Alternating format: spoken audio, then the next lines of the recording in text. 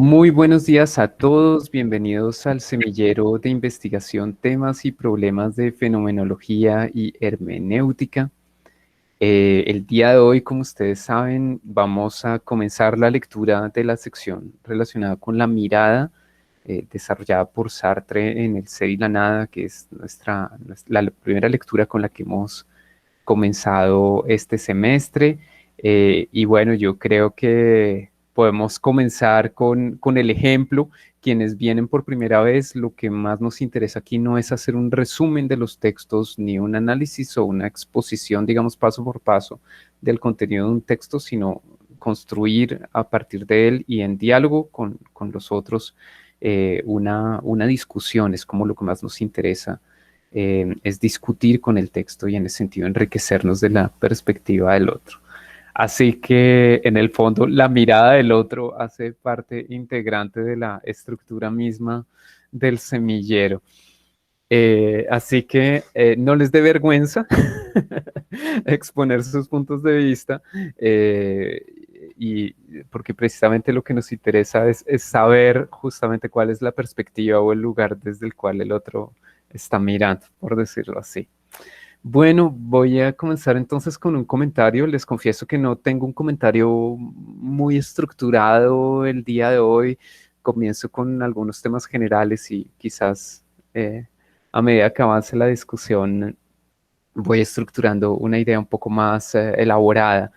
Em, pero yo quería destacar quería destacar algunos rasgos de estas reflexiones de Sartre, y el primero de estos rasgos es la fina descripción fenomenológica que hace. Como ustedes saben, la fenomenología es en gran medida descripción, y Sartre es un ejemplo de una fina descripción en donde utiliza la descripción para sacar a la luz estructuras que hacen parte de nuestra vida social.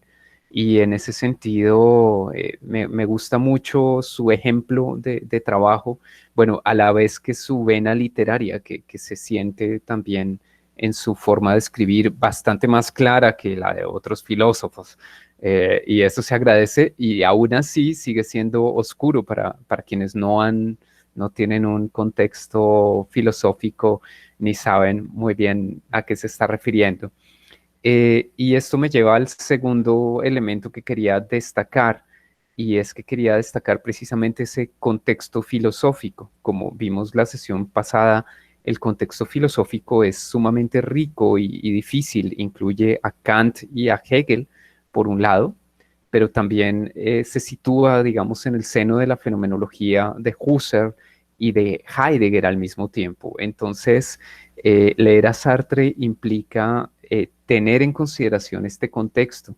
Y en el caso de la fenomenología francesa, yo creo que siempre la figura de Descartes es central, de la reflexividad del sujeto cartesiano es central en la fenomenología francesa, y en ese sentido, también hace parte del contexto implícito. Entonces, es muy, muy importante leer, diría yo, a Sartre como en conjunto con los autores, sobre todo que más nos interesan a nosotros, los autores de la fenomenología, porque hay un diálogo implícito de Sartre con ellos mismos.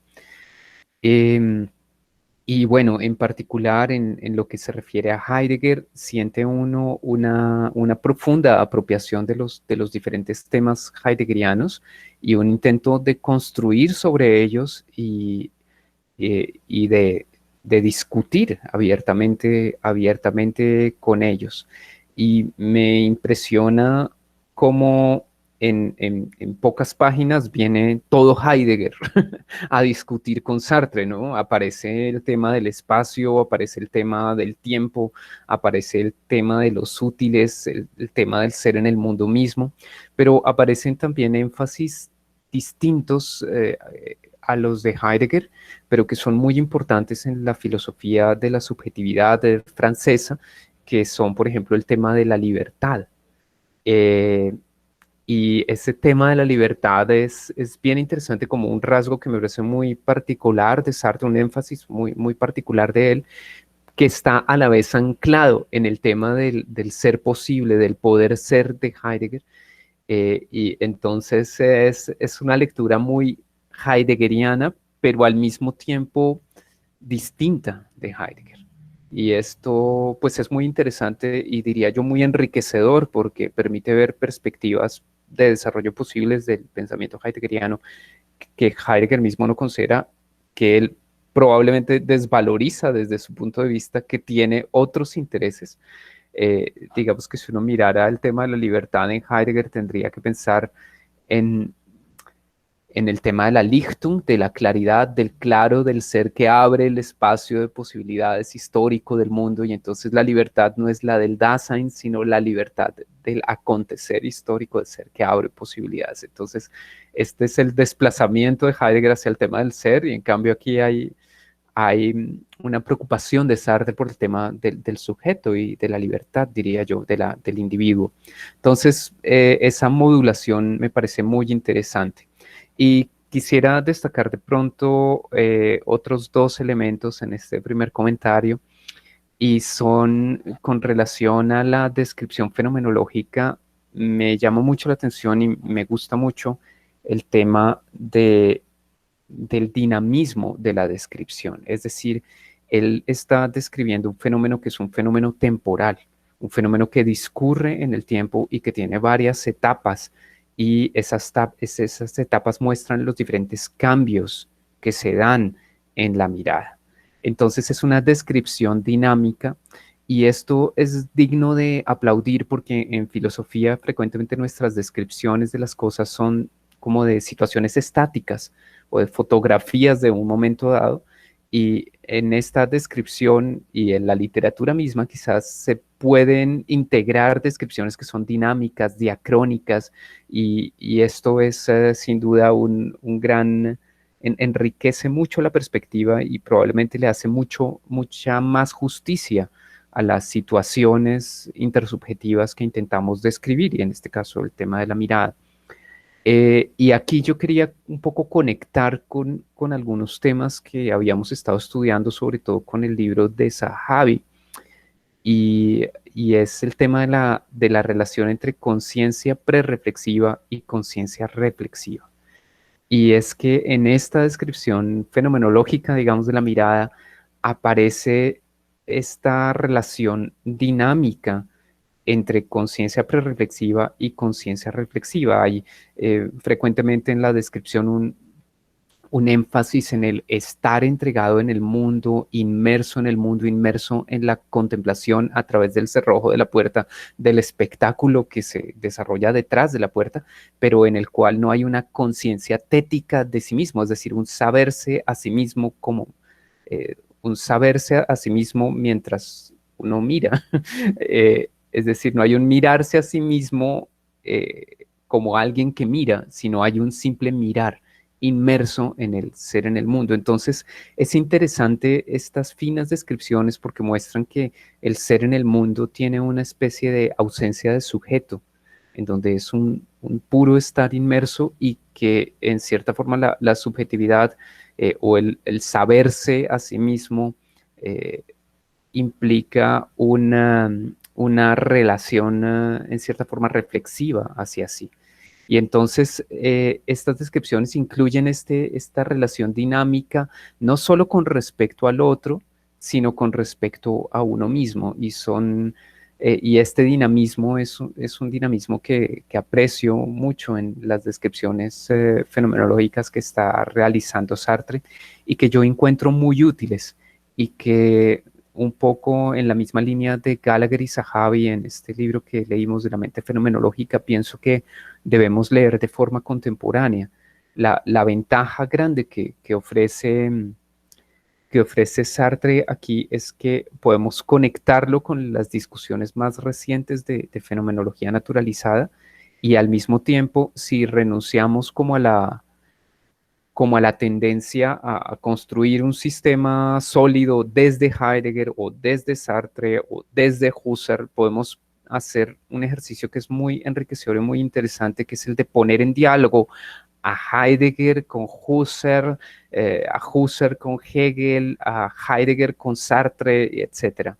Y creo que esta lectura en particular posibilita esto, porque precisamente esta apropiación de la fenomenología que desarrolla Sartre implica un diálogo de tú a tú con estos grandes autores. Y bueno, y ya, no, bueno, digo algo más. Destaco la presencia de Hegel en la primera parte de este capítulo. Yo sé que no soy un gran conocedor de Hegel y yo mismo no me he preocupado por aprender más sobre Hegel, pero Hegel es un autor muy importante para la filosofía hermenéutica. Toda la filosofía hermenéutica de Gadamer está construida sobre Hegel y sobre Platón, bueno, y Heidegger, claro, pero sobre todo la presencia de Hegel es importante y sobre todo es importante cuando hablamos del tema del reconocimiento del otro. Entonces no es gratuita aquí la figura de Hegel y este diálogo con Hegel también es muy importante como parte integrante, digamos, de los antecedentes que llegan a configurar el movimiento fenomenológico y posteriormente el movimiento hermenéutico. Bueno, ya he dicho más de la cuenta. ¿Quién más quiere continuar?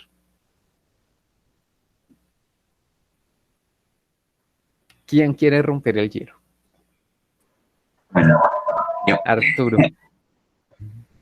sí, yo quiero hacer como una continuidad con lo que habíamos hablado la anterior sección, ¿no?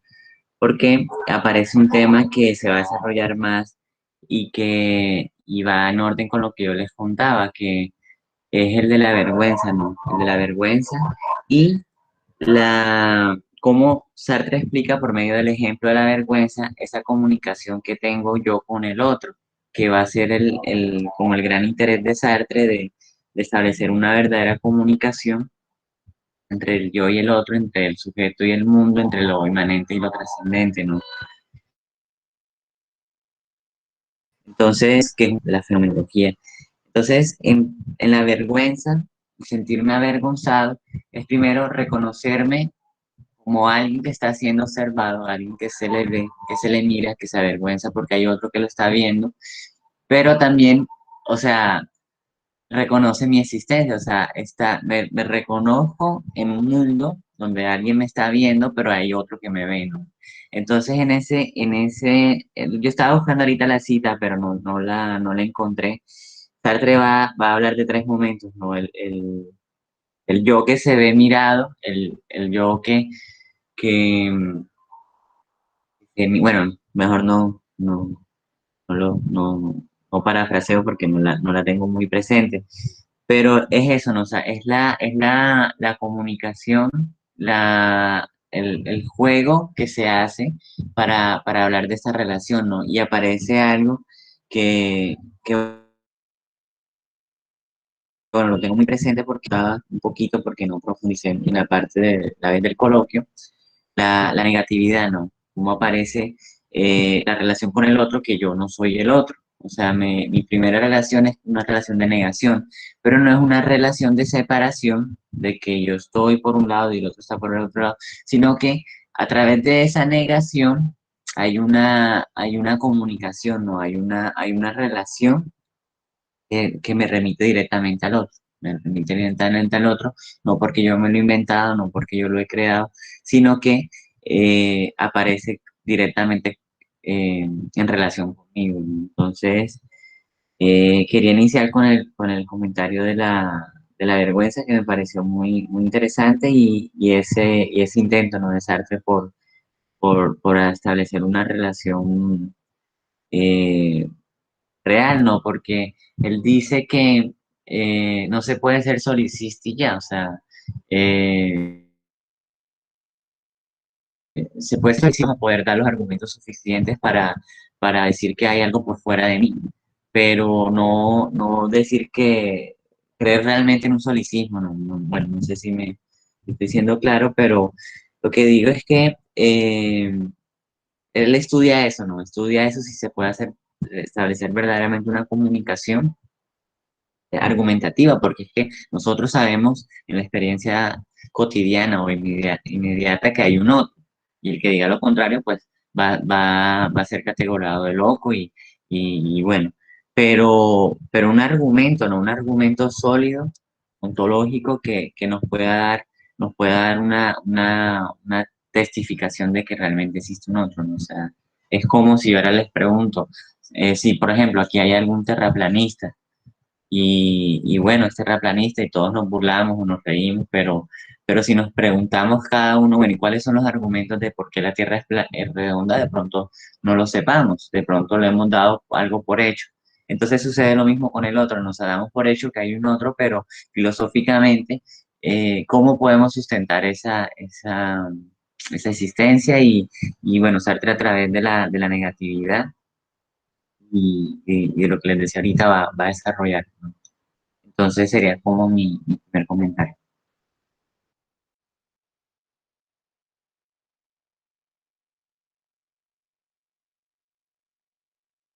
Bien, Muchísimas gracias. Ahora sí. Es que se me olvida. En Zoom uno puede oprimir la tecla para una tecla para desactivar el micrófono y aquí se me olvida. Bueno, en fin. Muchísimas gracias, Arturo. ¿Quién más quiere continuar?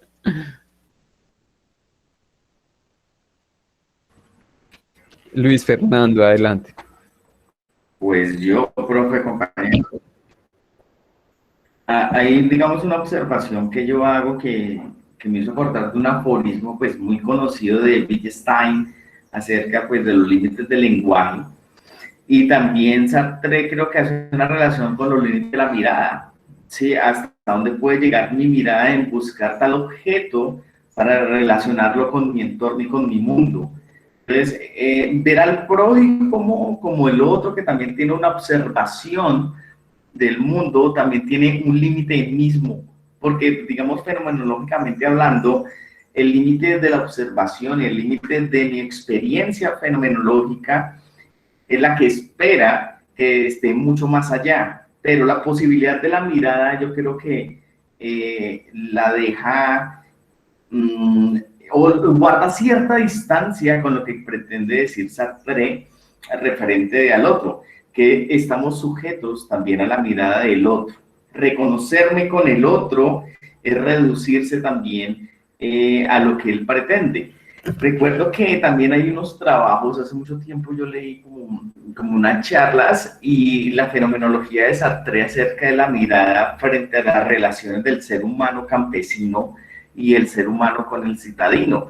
¿Cuál es la mirada y la relación de mundo que tiene el campesino y la relación que tiene el citadino? Entonces hay un choque fenomenológico que se señala frente a los dos. Él es mi prójimo, lo reconozco como mi prójimo, yo recuerdo ese texto, pero lo reconozco en cuanto a veces me contribuye o me niega mi existencia, y yo creo que en la relación entre el colombiano y el campesino, creo que a nosotros a veces la mirada, la observación que tenemos del mundo, creo que a veces negamos la existencia del otro. Entonces creo que la cuestión de la mirada, y recordándome los textos que yo había leído, la manifestación acerca de ello, es la definición que tenemos del otro acerca de la mirada y la relación con su mundo.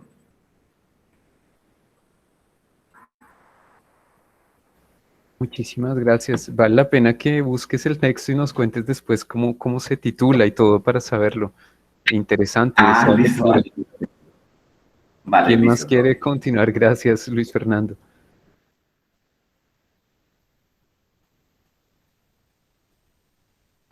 A ver, yo digo algo. Ana Mercedes, adelante. Eh, en medio de mi ignorancia, me costó mucho esta lectura porque pienso que uno, pues primero tendría que haber leído cosas antes y cosas después para poder entender de una manera más clara. Pero entonces voy a hablar de lo que comprendí, y si estoy equivocada, me encantaría que me lo hicieran saber porque no estoy muy empapada. Quiero hablar del asunto de que estamos involucrados totalmente con la existencia del otro, ¿sí? Es algo que lo decía también la otra vez, es algo que estamos con el otro, queramos o no, pues algo así. No sé si me explico, pero estamos totalmente involucrados. Y es una relación constante en nuestra realidad humana y desde lo fáctico, no tanto desde lo formal, sí, sino desde los actos, desde los hechos. Y ubicados ahí, respecto a la mirada, tengo dos preguntas. La primera es, esa mirada puede estar presente o ausente. Es decir, lo que quiero preguntar es, ¿la ausencia es también una forma de estar presente? ¿Sí?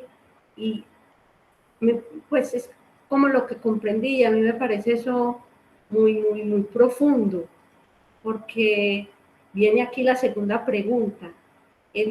La mirada del otro, presente o ausente, determina mis valoraciones constantemente. Es decir, pongo el ejemplo como de un niño de 8 o 9 años que tiene el referente de la autoridad del papá, la mamá o la maestra. Y de todas maneras, a la hora de tomar decisiones, eso cuenta mucho para él.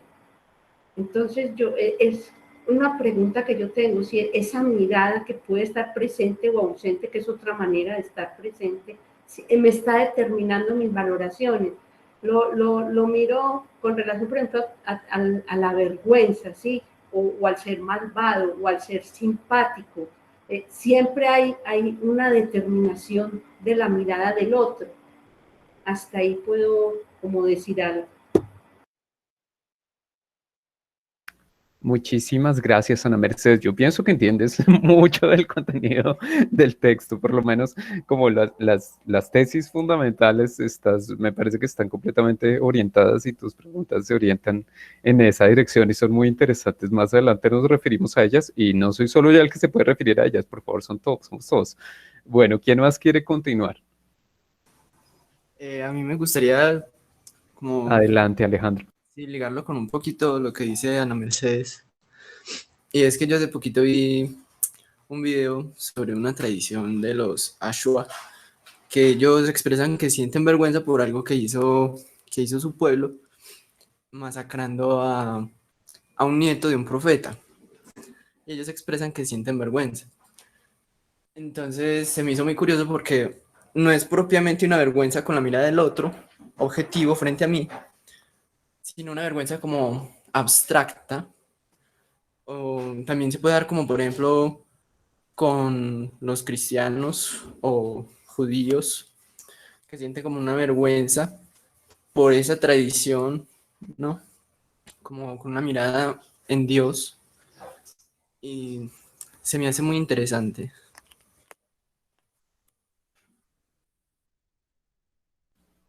Nos dejaste pensando con ese ejemplo de los Ashua. Sería buenísimo también que ubicaras el video y no lo copies en el chat para mirarlo. Yo no lo he visto, pero intuyo que algunos sí. ¿Quién más quiere continuar?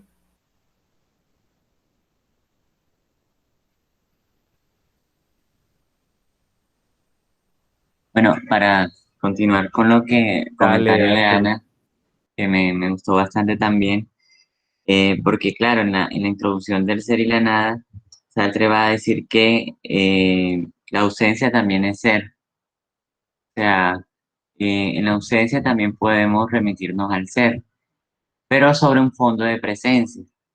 Eso quiere decir que eh, yo me voy a encontrar, bueno, Sartre siempre pone el ejemplo, puedo encontrar con él en un café y no está.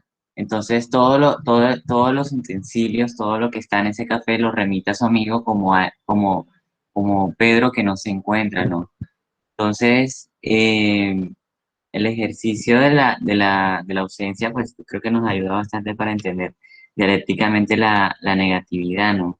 Que es la forma como nos relacionamos, como no todo puede ser positividad, porque no podría haber espacio para la diferenciación, para, para poder entrar con el otro, ¿no? Y escuchando un poco lo que también decía era Alejandro, La mirada no es solamente que una persona me esté viendo, porque el otro se me presenta como probable.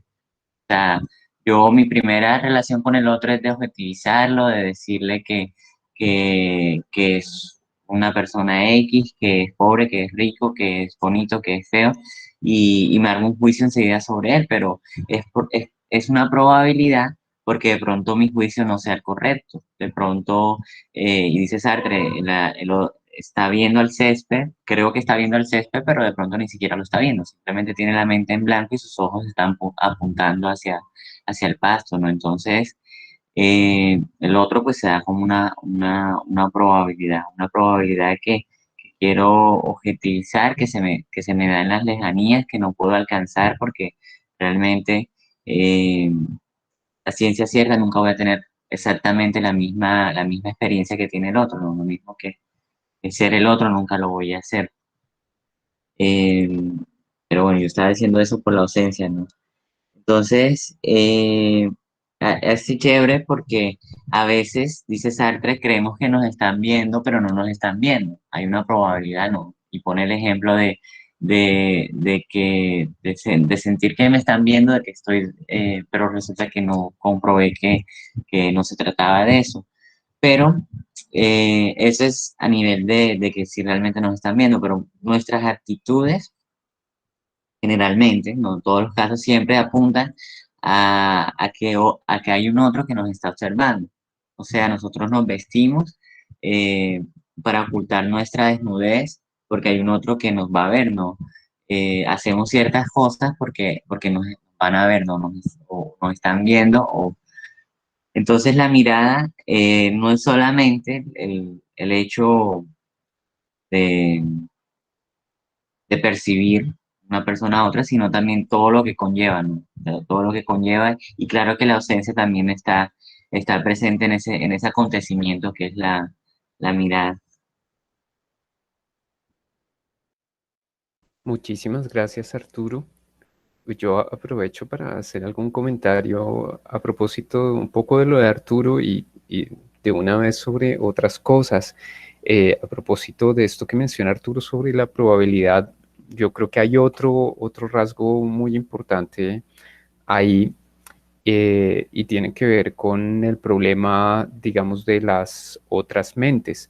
La probabilidad también tiene que ver con que inicialmente si yo considero al otro un objeto, bien podría ser una especie de maniquí, un muñeco, dice Sartre.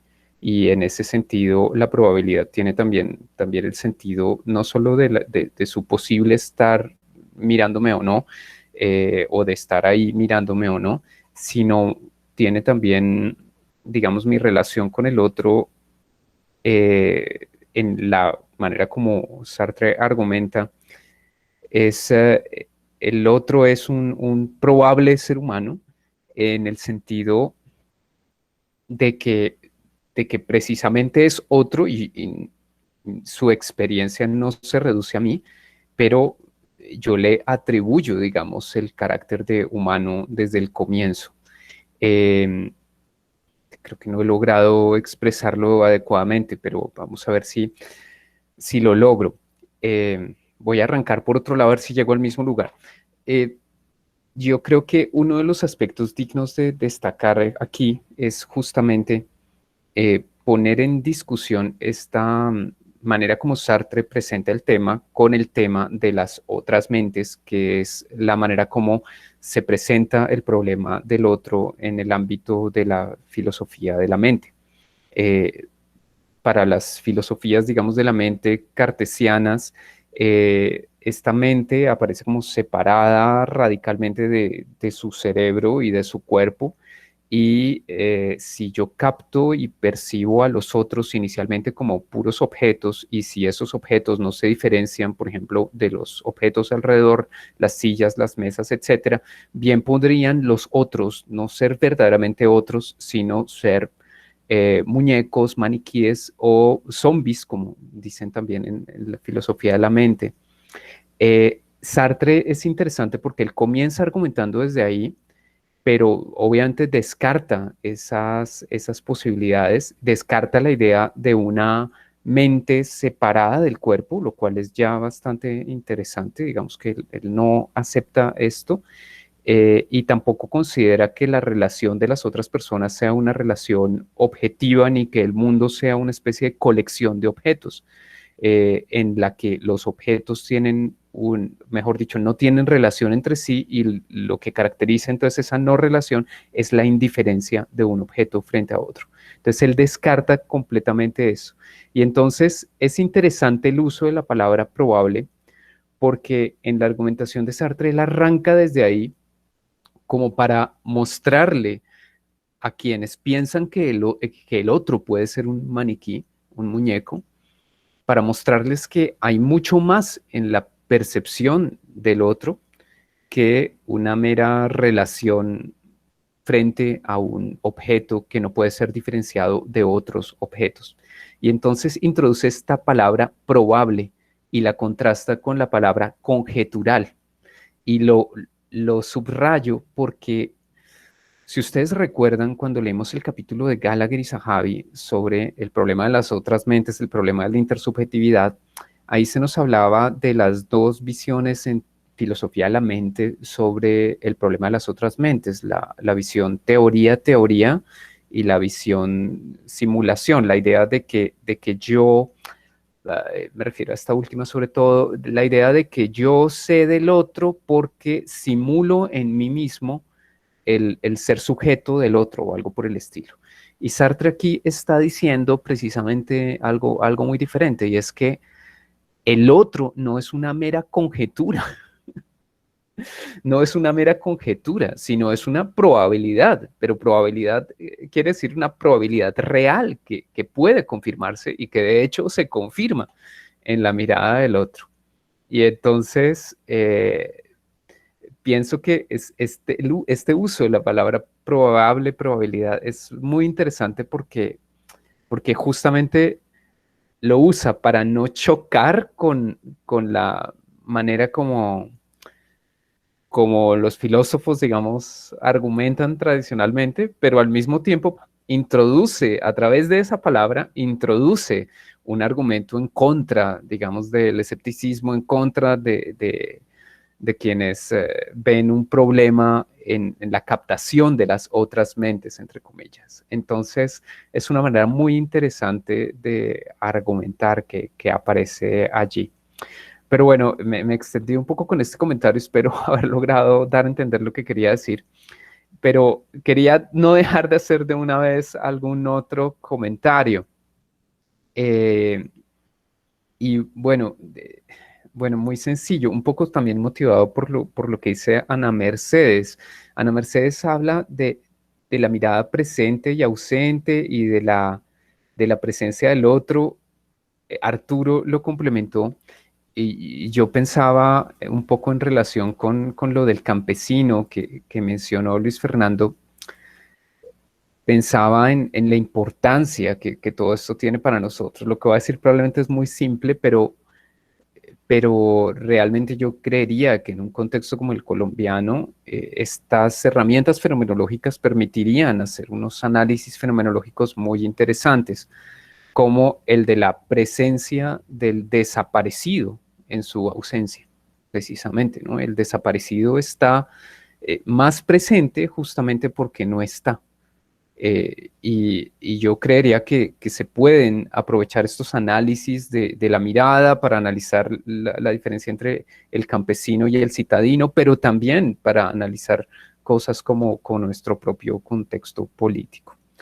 Y agrego otro comentario aquí, y es el de, también en relación con Ana Mercedes. Ana Mercedes dice que el otro determina la manera como el niño aprende a valorar las cosas, y que un niño de 8 años toma a sus padres como referentes, y que entonces en cierta forma esta mirada ausente del otro ha sido también interiorizada por el niño, y el niño se comporta en su sociabilidad como si lo estuviese mirando su padre o su madre, algo más o menos así. Y llamo la atención sobre esto porque este tema de la mirada en particular puede ponerse en relación y la filosofía realmente requiere que establezcamos esa relación con la psicología del desarrollo. Y la psicología del desarrollo, digamos que analiza cómo se van desarrollando en el infante una relación con el otro y una conciencia de sí mismo y una conciencia de su diferencia con respecto al otro y cómo esta personita, este infante se va convirtiendo en una persona que eh, finalmente toma sus propias decisiones y actúa en mundo y ejecuta su libertad, para decirlo con Sartre. Entonces, yo creería que en filosofía muchas veces nuestras discusiones son un poco estáticas y, describimos las cosas como si se tratase de un adulto todo el tiempo, pero incluir temas como los que la psicología del desarrollo aborda y ponerlos a dialogar con la fenomenología es muy importante. Y en el libro de Gallagher y Zahavi veíamos varios ejemplos, sobre todo en el de intersubjetividad, de cómo se desarrolla esa relación con el otro. Cómo se va adquiriendo una conciencia de sí mismo y del otro. Y estos análisis de Sartre pueden ser puestos en relación con eso. Bueno, dejo ahí, tengo otro comentario, pero lo hago más adelante. Yo creo que Stephanie quería preguntar algo y luego bajó la mano. No sé si podemos lograr convencerte de que la levantes de nuevo o quién quiere hablar. Mejor dicho, enciendan el micrófono. Entonces, Stephanie y después Daniel. Hola. Buenos días. Adelante, Stephanie. No, o sea, como que tengo muchas lecturas que hacer y como que cada que los escucho siento que tengo más que leer y más que conocer. Y creo que es muy prudente, muy pertinente el hecho de que el compañero Luis Fernando haya traído en mención, como digamos, hablar del campesino y el citadino, porque es incluso muy es como de una revelación maravillosa, porque digamos que vengo así como de la descendencia o del discurso sociológico, donde siempre hay una practicidad para ver al otro y donde Simmel de pronto, Max Weber, son quienes permiten tener una mirada un poco más cercana al otro, pero es un otro siempre. Hablaban de psicología y de desarrollo de la psicología, también incluso desde la mirada sociológica podría ese negacionismo explicar un poco la idea de la perversión, la idea de la maldad, la idea de cómo se instrumentaliza el otro y que de hecho eso es un tema que no trabaja solamente la sociología, obviamente, sino que se puede encontrar en Kant, es un tema que se puede encontrar en la Escuela de Frankfurt y que efectivamente, por ejemplo, una de las, digamos, conceptos que también me queda un poco en la mente cuando estaba leyendo el libro de Sartre es el tema de la libertad, ¿cierto? Y la libertad en un sentido de auténtico en el que pueda ser posible de cómo el ser humano es capaz o de cómo tiene la posibilidad de hacerse a sí mismo, pero ese hacerse a sí mismo no va, digamos, en solitario, sino que tiene que haber una mirada interlocutora allí para esa construcción misma. Entonces, nada, yo solamente quería comentar esto porque estoy así como maravillada con todo lo que se habla en este semillero y que tengo muchas cosas que leer, efectivamente, pero aquí estamos y entonces, gracias. Stephanie, muchas gracias, pero es que fíjate que el encuentro con el otro justamente le muestra a uno lo que el otro sabe y lo que uno no sabe y, y lo mucho que uno puede aprender del otro. Y decía Aristóteles que el amigo está justamente para que le cuente a uno lo que pasa en el mundo y que uno no puede saber por sí mismo, ¿no? Entonces yo creo que uno tiene que reconocer como la finitud humana y no obstante atreverse a opinar y a desarrollar ideas y a crear cosas nuevas a partir del contexto limitado en el que uno está. No podemos saberlo todo, entonces tenemos que confiar y también arriesgarnos a la posibilidad de equivocarnos. De todos modos, ahí está el otro que sí conoce lo que yo no conozco para que me corrija y me cuente, creo yo. Bueno, no sé. Entonces, lo que quiero decir es que tenemos que contribuir desde donde estamos. Bueno, Daniel quiere hablar y luego Fanny. Adelante, Daniel. No, sino que yo, pues mi comentario estaba como relacionado con algo que tú decías, Andrés, de la sesión pasada que mencionabas, precisamente cómo traer pues también como esos debates en torno pues como a elementos contemporáneos como sobre el feminismo y el género. Y pensaba también mucho pues de este tema del otro y la mirada del otro vinculado con el tema pues del género, sobre todo pues como la transexualidad, como muchas veces pues la mirada del otro condiciona pues como yo iba que lo menciono en este texto de cuerpos en alianza y lucha política al derecho pues como a aparecer, porque mi derecho pues a aparecer en público no puedo aparecer como yo quiera porque la mirada del otro me condiciona a que yo tenga que salir pues en un sentido pues como heteronormativo pues sea como hombre o como mujer. Ella menciona cómo muchas veces todos terminamos funcionando como policías y no solamente pues la policía normal, en la medida en que con el solo hecho de mirar a un trans porque salió pues de una forma diferente de vestir, ya es una forma pues de juzgarlo y de marcarlo pues que no es una forma pues como de aparecer en público. Entonces pensaba pues cómo ese tema de la mirada está tan vinculado pues con esas formas en que muchas veces esos individuos no pueden realizar como su derecho a aparecer en público porque la mirada de los otros los condiciona porque es censurado pues como socialmente. Y pensaba también ya pues como en el tema, como segundo pues comentario de lo político, pensaba muchas veces también como lo político, cómo pasa también por un asunto pues ya como el otro autor pues que a mí también me interesa desde la maestría que es Rancière, en el sentido de cómo el aparecer pues en público de ciertos cuerpos y ver esos cuerpos así no expresen como nada pues en el espacio público ya condiciona y genera pues como cierto disenso o ciertos desacuerdos pues en el plano como de lo político. No sé pues si me hago entender, pero también pues es que el ejemplo también puede ir muy vinculado con el tema pues del género en la medida en que sale pues como un trans del espacio público y así no exprese, como lo dice pues Rancière, ningún elemento de carácter pues logocéntrico, no pronuncie pues un discurso, el solo hecho de aparecer en público a partir de su propia presencia corporal ya es una forma de marcar un disenso, porque es tratar pues de mostrar que él tiene el derecho pues como a aparecer de esa manera en público. Entonces me parecía pues también interesante cómo ese asunto de la mirada también se vincula con lo político en la medida pues en que, y también pues con el tema de las marchas, que el solo hecho pues de que los cuerpos salgan en la calle y así no expresen nada, el solo hecho de estar en la calle y verlos, es una forma pues ya de marcar como un desacuerdo pues como desde el punto de vista político, desde el punto de vista pues también como de la mirada. Entonces era eso como Andrés. Wow, violento comentario. Gracias. Adelante, Fanny. Hola, soy Mario. Don, se me olvidaba, Mario, es que me confundes. Sí, sí, Ya es yo que sé que quieres ejercer tu derecho a parecer diferente ya en parece. el semillero, pero si no activas tu cámara, nos queda muy difícil saber que eres tú. Sí, no, y entre otras es que le secuestré a mi hermana el portátil por este rato. Bueno, buenos días a todos y a todas. Fascinado pues con todo lo que se ha hablado sobre este tema de la mirada. Entonces, tal vez lo que quería comentar tiene que ver, y también con lo que acaba de decir Daniel, con el hecho de la inocencia de esa mirada, que es lo que me llegó del texto de Sartre. Y, y, pues les voy a contar una anécdota con eso. Cuando pues yo estaba en mis estudios de pregrado, una clase que se llama patología, un ejercicio que nos colocaba el profesor era descripción de las láminas patológicas. Más o menos cuando uno va al médico y le dicen que le van a hacer una biopsia, le hacen un corte de ese tejido, lo ponen en una lámina, eso tiene unos colores y ese es el tejido que examina el patólogo.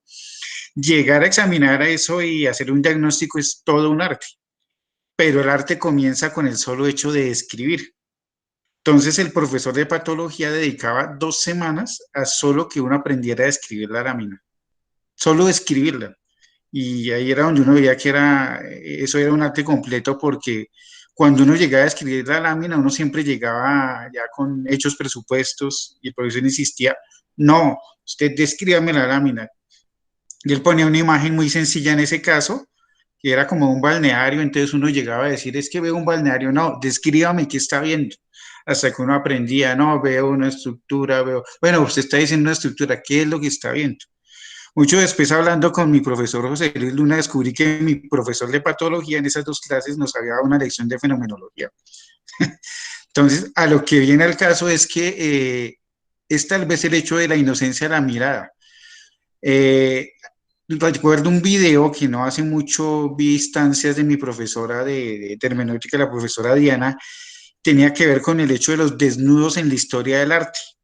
Y ese video reseñaba por un historiador del arte que todos los desnudos femeninos, la postura de la mujer no es una postura espontánea, sino que está dispuesta a una mirada, que es la mirada del hombre, del varón, del que quiere ver del hombre que quiere ver del varón que quiere ver a la mujer. Entonces no había como una espontaneidad femenina y no había en sí desnudos que tuvieran ese tipo de desnudez que surgiera de la mujer misma, sino que estaban supeditados a la mirada del hombre. Eso solo por solo hablar ese ejemplo. Y un tercer caso que me parece interesante para traer a cuento, voy a ser un poco menos elegante con los ejemplos y voy a dar algo de la cultura popular, una serie que se llama Black Mirror, no sé si la han visto, la de Netflix, que es extraordinaria, y es el caso de como en ese ambiente futurista que están persiguiendo unas cucarachas que están atacando un país. Entonces uno todo el episodio cree que las cucarachas son el enemigo y que los malos son los que la defienden. Después uno descubre que esas cucarachas son realmente, esa imagen de la cucaracha es un montaje y que lo que hay es migrantes, gente a la que se está exterminando con la excusa de que son cucarachas. Entonces la mirada de los soldados que llegan a descubrir que todo es una farsa está en ese sentido velada, está en ese sentido oscurecida, y me pregunto si a partir de esta lectura de Sartre es preguntar por esa, por esa inocencia que pueda tener nuestra mirada hoy en día, ¿no? ¿Qué estamos mirando y si ya de antemano no tenemos nuestra mirada viciada, ¿no? Y tal vez tiene que ver con un término que utiliza Sartre en su texto muy reiteradamente, que es el de prójimo, ¿no? Que es llamativo que lo use porque si bien él lo desprende de toda filiación religiosa, es muy interesante que use el término prójimo, siempre en el Nuevo Testamento resaltas con la parábola del buen samaritano, el hombre que mira y ve a ese otro que no conoce y no sabe quién es, pero logra superar esa distancia y auxiliarlo, ¿no? No sé, esas son como las reflexiones que me vienen al caso y como para ayudar con la discusión. Mario, muchísimas gracias. Antes de darle la palabra a Alejandro, me permite un comentario breve sobre la traducción de prójimo. La palabra francesa es autrui, autrui con A-U-T-R-U-I, autrui. Y es que en francés hay dos palabras para el otro, y es muy bonito eso en francés, digamos. Uno puede usar la palabra otro, autre, y puede usar la palabra autrui. La diferencia está en que autrui se refiere solo a las personas, es el otro en tanto que personas. Y otro se puede referir a lo otro, pero también al otro. O sea, otro se puede usar también para las personas, pero cuando uno convierte el otro en un sustantivo como tal, de preferencia uno debería utilizar autrui, el prójimo. Entonces, digamos, la traducción, el prójimo es una traducción, sí, correcta, pero en realidad uno debería hablar como de también, ahí tiene que entender que resuena la palabra otro. Y otro y está construido a partir de otro, pero modificado. Y es interesante eso en francés. Bueno, Alejandro quiere hablar. Baja tu mano, Fanny, por favor. Alejandro, adelante. Sí, yo tengo como una sensación a compartir. A ver si de pronto ustedes tienen algo que decir, no sé, compañeros más versados en Sartre. Y lo pongo en relación con Sartre porque es el autor que habla como de la libertad, ¿no? Recientemente estoy muy enganchado con las teorías decoloniales y epistemologías feministas.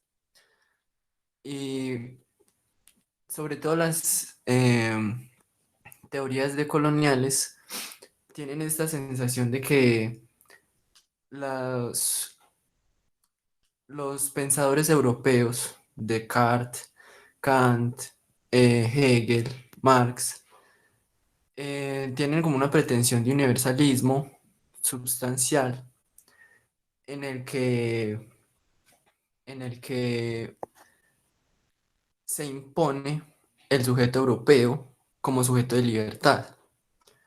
Entonces el sujeto europeo es más un sujeto que coloniza.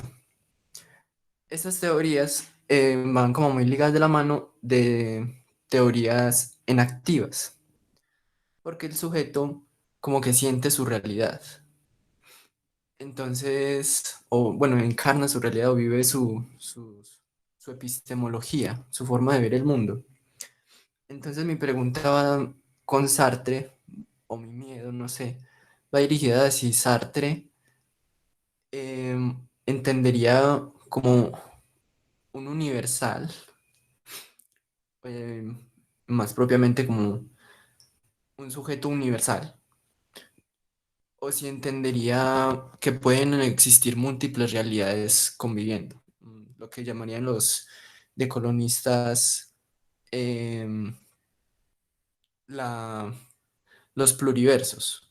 Y eso va mucho en relación con la mirada del campesino, la mirada del otro y la percepción mía como hombre, como mujer, etc. Eso es todo, muchas gracias. Wow, aquí salen unas preguntas interesantísimas que a veces uno solo puede destacar como preguntas. Muchas gracias, Alejandro. Stephanie, adelante.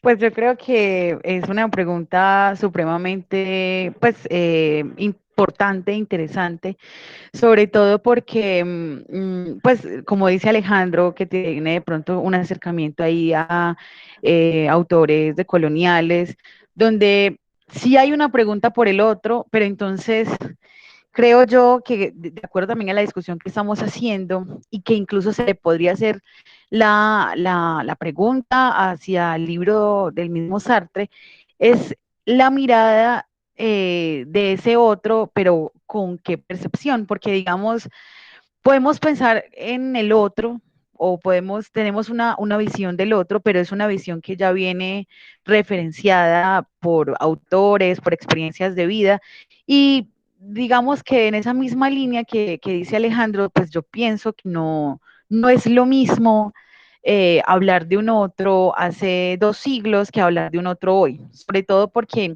incluso la antropología, la sociología, lo que está pensándose hoy en la pregunta del otro, es que hay una, digamos, una exotización del otro americano, un otro que no fue tenido en cuenta de una manera coherente o de una manera humana, sino que fue más bien instrumental y que ahora se da vuelta, digamos, ese mundo occidental hacia la mirada, hacia la pregunta del otro americano, del otro que ha sido colonizado, pero es una mirada exotizada.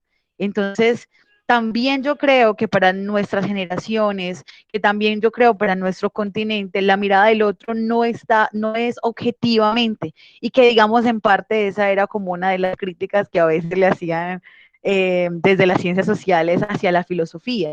Digamos que hay que siempre mirar desde una perspectiva histórica y que es una perspectiva dialéctica, porque es una perspectiva que tiene que ir en contraste con un montón de herramientas que son sociopolíticas, sociales, porque claro, efectivamente no es lo mismo que un alemán se pregunte por el otro a que un colombiano, no sé, estrato 2, que vive en una comuna, se pregunta por el otro. Entonces, creo que es muy interesante y que tiene mucha cabida precisamente porque nos permite dinamizar y pensar un poco más el movimiento de estos discursos, de estas asociaciones de una manera más práctica, que también estamos llamados a eso, porque la filosofía también tiene el poder, la potencia de hacer esas preguntas.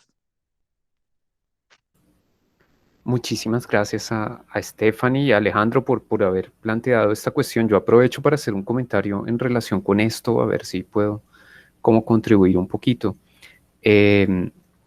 Yo creería que, bueno, yo creería que en parte las propias perspectivas decoloniales también en cierta forma surgen un poco potenciadas pese a todo por desarrollos propiamente europeos, digamos.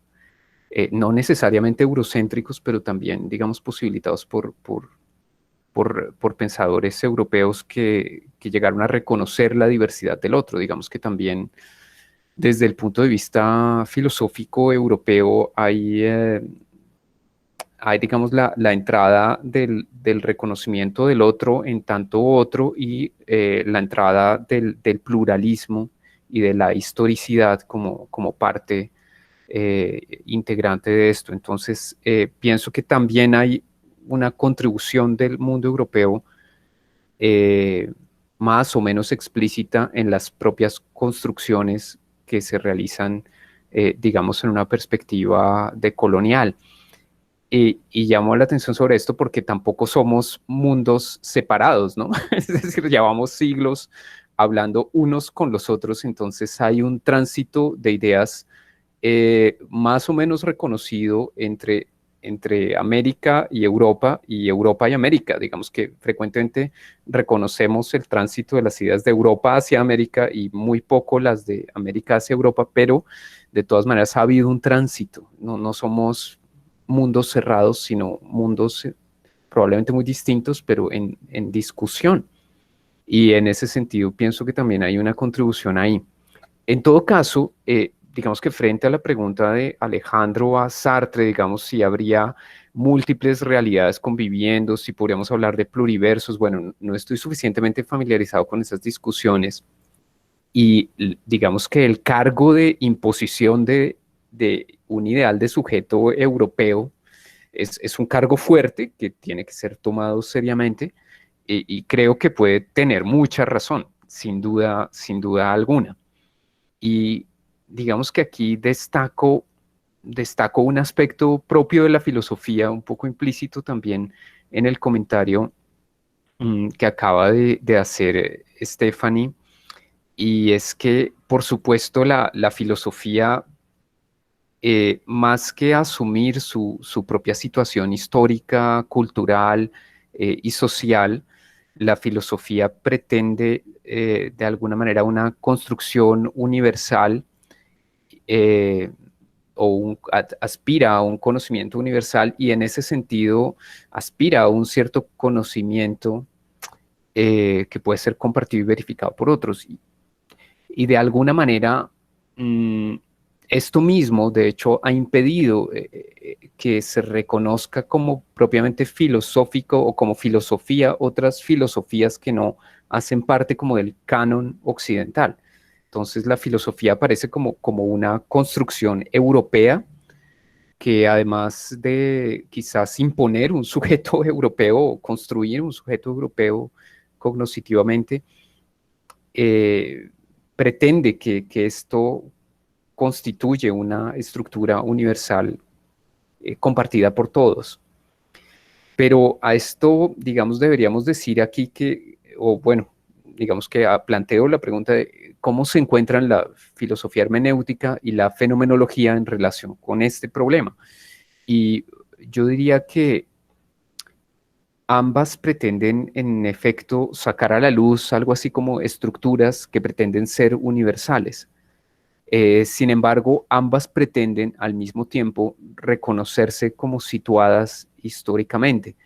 El error de no reconocerse como situado históricamente sería más de los que practicamos la filosofía y menos de la filosofía misma. Es decir, sería responsabilidad nuestra reivindicar nuestro carácter situado y propio a la hora de construir y de discutir con los filósofos europeos. Pero en todo caso sí hay esta pretensión de universalidad. Y yo creería que, bueno, todo esto ahora es más cercanamente con lo de Sartre.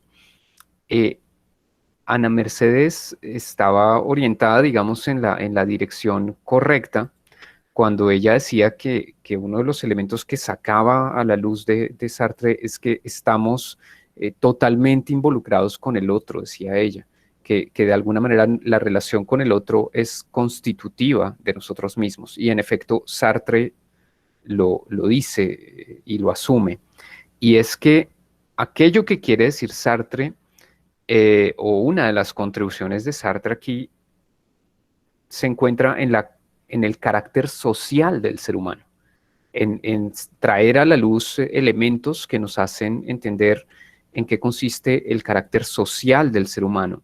Y es que yo, al saberme mirado por el otro, al saber de mí mismo a través de la mirada por el otro, estoy sacando a la luz una estructura muy básica del ser humano, eh, como, como un ser social, como un ser que se presenta ante el otro, que se sabe visto por el otro, y esto aparece caracterizado como una estructura propia de todo otro, de toda persona, digamos, en cualquier cultura. Entonces, por supuesto que hay una pretensión de universalidad. Eh, Traigo a colación estos elementos, eh, un poco dejando planteado el problema. Es decir, por supuesto tenemos que preguntarnos hasta qué punto hemos logrado ser consecuentes y asumir radicalmente nuestra propia situación histórica y social en la práctica de la filosofía, pero no estoy seguro de si asumir esa historicidad debe implicar la renuncia a la pretensión de construir o de sacar a la luz estructuras universales que son válidas no solo para nosotros latinoamericanos, sino que son válidas para todo ser en el mundo posible, en cualquier cultura. Dejo planteada la pregunta, es un problema pues seguramente muy, muy difícil. Pero bueno, no sé quién quiere continuar. Profe, buenos días. Edison. Compañero. ¿Cómo están? Contentos de verte. Adelante, Edison. Estamos extrañando tus aportes sobre el otro. Lo que dijo Alejandro, porque esa pregunta a mí a veces me daba como susto plantearla aquí, porque a veces uno se limita mucho, de alguna manera, como con cierta timidez en que uno no lo pueda plantear tan bien como lo dijo Alejandro. Esa pregunta, yo creo que este profesor Santiago Castro Gómez está tratando de hacer un trabajo sobre Foucault y los frankfurtianos con el pensamiento decolonial en Latinoamérica. Santiago Castro Gómez, y creo que por ahí hay unas pistas muy, muy, muy, muy buenas. Y creo que es que, digamos, yo coincido mucho en esa inquietud. Yo estuve leyendo hace poco, unos días, siguiendo una pista pues como sobre lo que era la pregunta por el ser en Heidegger, y me encontré en Introducción a la Metafísica una cita que me dolió mucho, que principalmente los idiomas las lenguas en las que se podía pensar era el alemán y el griego. No dijo exclusivamente, pero sí dijo que eran las principales, y que estaba tratando de definir el ser en cuanto sustantivo y adjetivo, creo que era, entre quienes nombran el retor y lo que es nombrado, pues como, se me olvida la palabra en griego, creo que era rema o algo así. En todo caso, lo que es nombrado, lo que se puede nombrar y quien lo nombra.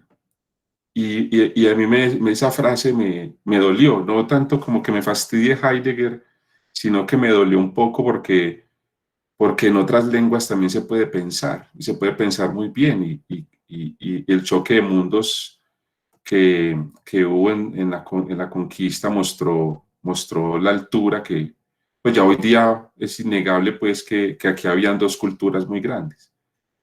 Y no sabemos pues qué pasó con la escritura, qué pasó, porque eso es claro que también fue borrado, pero hay indicios, muchos indicios, y hay pensadores latinoamericanos y antropólogos que han logrado descifrar mucho eso.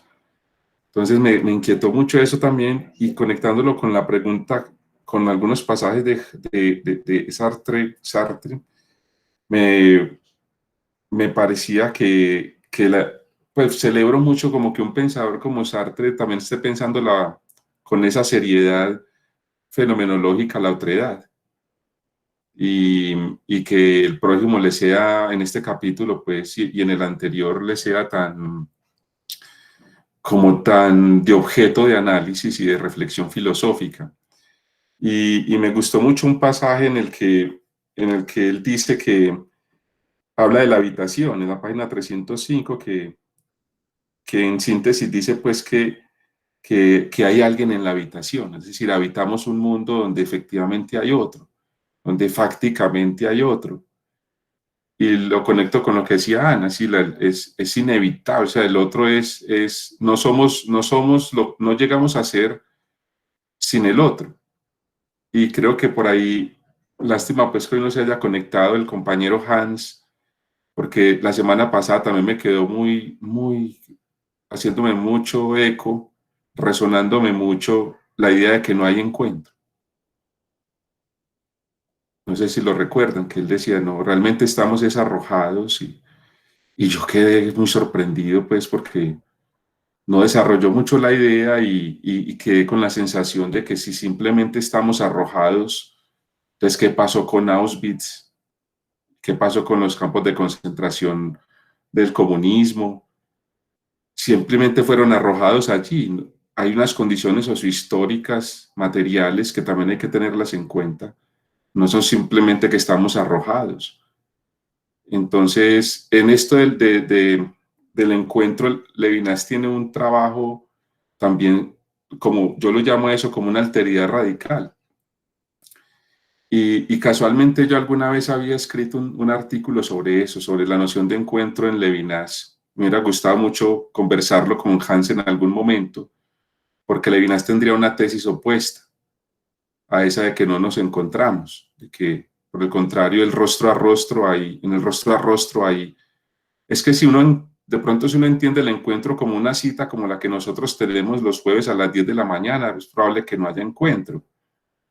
O sea, el profesor Andrés y los compañeros sabemos que a las 10 de la mañana nos encontramos a las 10 de la mañana, de los jueves, pero es que no se trata de esa noción de encuentro programado calculadamente, sino que hay una cosa azarosa, una aparición del otro.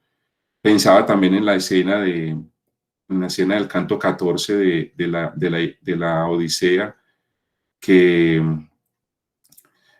cuando llega Odiseo a Ítaca, que lo recibe el porquero, que lo recibe Eumeo, y le da diálogo, le da comida y le da lecho. ¿Qué es eso sino un encuentro? Pues sí, fue arrojado por 20 años por fuera y fue arrojado ahí, pero hay un encuentro. O sea, ¿qué se entiende por encuentro? Y yo creo que Sartre, sin nombrarlo explícitamente, sí está tocando también el tema de que hay una habitación común. Ese pasaje de qué es en resumen lo que ha aparecido engañosamente y se ha destruido de por sí solo cuando es la falsa alarma. No el prójimo sujeto, ni su presencia a mí, sino la facticidad del prójimo. Pues por ahí yo dejaría pues ahí mi intervención, pero creo que me siento muy conectado con lo que preguntó Alejandro, lo de Ana, y bueno, y yo pues procuro ser como un lector de Levinas, pero no prendiéndole velas. Levinas tiene muchos límites, porque se preguntó cosas que incluso pueden rayar con el sionismo en algún momento. Entonces tampoco prendiéndole velas a un autor, pues importa la obra y hasta dónde nos sirve la obra para responder preguntas. Entonces yo dejaría ahí, yo sí que comparto la tesis de que sí hay encuentro. Y eso se puede argumentar, pues se puede investigar incluso. Edison, gracias. Creo que nos toca mirar el video de, de Hans para mirar qué decía. Yo realmente no recuerdo muy bien a qué se refería. Yo lo volví a ver, volviste a ver? el capítulo, y lo volví a ver y me llamó mucho la atención, pues eso, pero lo digo con mucho respeto, o sea, lo digo con todo el ánimo de diálogo.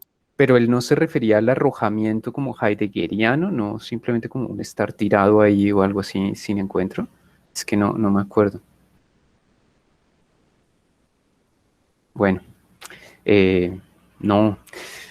Pues muy interesante lo que están planteando. Mientras escuchaba a Edison y pues digamos que en esta misma vía pensaba, pensaba que se puede plantear también el tema de la mirada del otro en relación con el tema de bárbaros y civilizados que durante mucho tiempo caracterizó las relaciones entre Europa y América. Digamos que retrospectivamente uno podría utilizar estas descripciones de Sartre como base para caracterizar esta idea de ver al otro.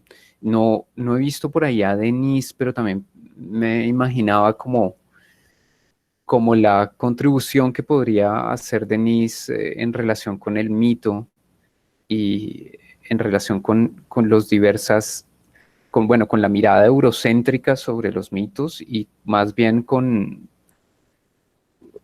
las diferentes miradas que puede haber a partir de los diferentes pueblos que en otra época se llamaban pueblos primitivos desde el punto de vista europeo. Entonces, creo que, Denise, por favor, no me hagas especular sobre lo que tú dirías, pero mejor dicho, te estoy reclamando un comentario al respecto. Hola, buenos días a todos. Lo que pasa es Adelante. que me conecté un poco tarde, entonces estaba aquí en silencio escuchándolos. Realmente sí estaba pensando en eso, sí estaba pensando como en las lecturas que he tenido, sobre todo últimamente de Kirk, sobre lo mitológico y en cómo ha sido precisamente la visión europea, no solo en términos de la conquista sobre lo que ha sido América y África específicamente, sino también desde una imposición intelectual y bastante racial. Y sin duda hay muchos teóricos como Kirk, por ejemplo, y ya saben que yo siempre menciono a Canetti, por ejemplo, también, em, siempre ponen el ojo de la discusión o la centralidad en, en si de verdad la desvalorización de lo mítico se debe a que estos discursos y estas tradiciones no tienen ningún tipo de valor intelectual y cultural per se, o si pues su desvalorización parte de esa mirada indiscreta, autoritaria, de esa visión europea o eurocentrista del mundo. Y básicamente la mayoría coinciden en eso, en que la pérdida de lo mítico o la no relevancia de lo mítico como forma de pensamiento y de comprensión del mundo se debe a una mirada impuesta de lo que es bueno, de lo que es malo, de lo que sirve y de lo que no sirve. Finalmente es como una especie bueno, es una invasión evidentemente, pero es como una especie de sustracción de la palabra, como una especie de imposición, no solo de las lenguas, ahorita que Edison decía lo que mencionaba Heidegger respecto al alemán y al griego, que también, por cierto, lo dice muy específicamente o más específicamente en un muy bonito ensayo que él tiene que se llama ¿Qué es la filosofía? Y él hace toda una descripción de cómo surge la palabra filosofía y surge en griego y él dice la filosofía es una palabra griega y lo que esté un poquito por fuera de ahí técnicamente no es filosofía, ¿no? Em, entonces, claro, digamos que cuando leía a Sartre, que creo que necesito también otra lectura al respecto, pensaba en esa relación entre lo mítico y lo racional, que ha sido básicamente la relación entre civilización y barbarie, o más específicamente la relación entre Europa y otros pueblos.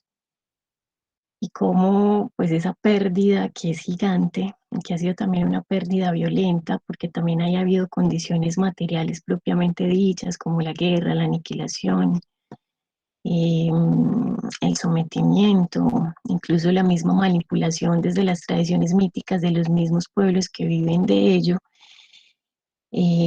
pues pensaba precisamente que esa mirada del otro a veces puede ser una mirada muy cercenante, una mirada muy condicionante y a veces tiene el riesgo también de ser la mirada que termina configurando lo que somos, como pasa sobre todo con las poblaciones o con los pueblos que tienen que vivir procesos de conquista y procesos de explotación.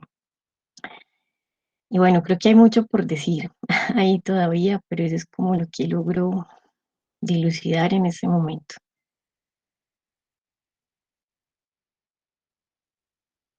Muchísimas gracias. Yo quiero aprovechar el comentario de Denis de pronto para atar, digamos, cabos que quedaron sueltos entre varios comentarios, y me parece que en parte esa es mi labor como moderador aquí.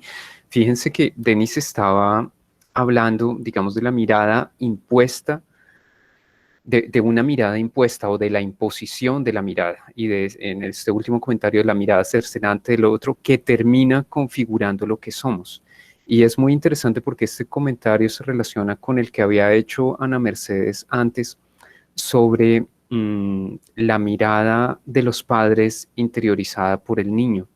Entonces, de alguna manera, mm, es claro que la mirada del otro configura o es capaz de configurar en cierta medida no solo mi individualidad personal, mi configuración personal como individuo, sino también la configuración de un pueblo en tanto pueblo. Y allí hay entonces estos dos elementos que también son elementos de estudio y de análisis, el elemento, digamos, de la identidad individual y el elemento de la identidad de la identidad colectiva, de la identidad del nosotros en tanto pueblo. Niveles de análisis muy interesantes que yo creo que pueden salir aquí. Pero también esto se encuentra en relación con un poco con el comentario que hizo Daniel sobre la aparición en público trans y cómo no está permitido socialmente aparecer en público de esta manera y cómo hay un control, una vigilancia y una policía secreta de lo que el otro hace y de lo que el otro dice y de lo que el otro piensa. Entonces, este elemento del otro se relaciona mucho con el Das Man heideggeriano, el uno piensa, uno hace, que Heidegger lo describe como un secreto y recíproco espionaje, y efectivamente determina mucho el comportamiento individual y el comportamiento social. Entonces, esta mirada ante el otro me parecería como la génesis de la normatividad o de las relaciones normativas y éticas con las demás personas, y pueden ser vistas muchas veces ciertamente como una imposición, digamos, desde afuera. Y destaco en relación con ese comentario de Daniel también un comentario implícito o una idea implícita que está en la ponencia que presentó Daniel en el coloquio, pero que aparece aquí en relación con un comentario de Mario. Mario nos habló de Black Mirror y nos dijo que allí unas cucarachas gigantes, digamos que en realidad eran migrantes, y que en cierta forma la mirada estaba oscurecida por ese uso público de la información. Y entonces viene a aparecer el tema del lenguaje, ya no de la mirada, simplemente la mirada directa, sino de la mirada en tanto expresada en un lenguaje, como la imposición de la mirada que se puede dar a través del lenguaje, y seguramente Daniel utilizaría la expresión performatividad del lenguaje. Y yo pienso que en las últimas lecturas de este semestre volverá a aparecer ese tema seguramente. Bueno, quería destacar estos elementos porque creo que tienen que ver mucho con esto, y quería también rescatar una pregunta de Alejandro que me pareció muy interesante y que apareció ahí planteada sobre el tema de la vergüenza, y con esto voy como de regreso hacia Sartre. Alejandro decía que de alguna manera la vergüenza en el video de los Ashua era una vergüenza en cierta forma abstracta por la masacre que el pueblo mismo había cometido antes. Uno se preguntaría, bueno, ¿ante quién es esa vergüenza? Si es ante ellos mismos, que no se saben reconocer en lo que hicieron sus antepasados, o ante otros pueblos que sienten, pueblos reales o imaginarios que potencialmente podrían reprocharles su acción. Y es interesante porque el tema de la vergüenza, digamos que no solamente implica este carácter social, sino que también muestra o saca a la luz las relaciones éticas en las que nos encontramos. Y uno podría pensar en Walter Benjamin, para quien de alguna manera el presente tiene que hacer justicia a las voces del pasado que fueron silenciadas. Y en ese sentido hay una especie de relación que no, digamos, esta mirada probablemente también tiene una dimensión temporal que supera el momento presente, y uno no solamente se sabe mirado por el otro que está delante mío, quizá en la otra habitación, sino que quizás se sabe mirado o se sabe por lo menos responsable ante sus antepasados y ante quienes no han nacido todavía. Y en ese sentido hay este tema de la responsabilidad implícito aquí, que tiene que ver también con una dimensión temporal que supera la presencia actual y que incluso concierne a los que ya murieron y a los que no han nacido todavía. Y son elementos que están ahí. Bueno, dejo ahí y ojalá pudiésemos volver un poquito a Sartre, aunque todavía tenemos tiempo para seguir discutiendo lo de Sartre, incluso en la otra sesión, pero no hay problema. Creo que Anier quería hablar. Anier, buenos días, bienvenido. Buenos días, profesor, compañeros, profesores.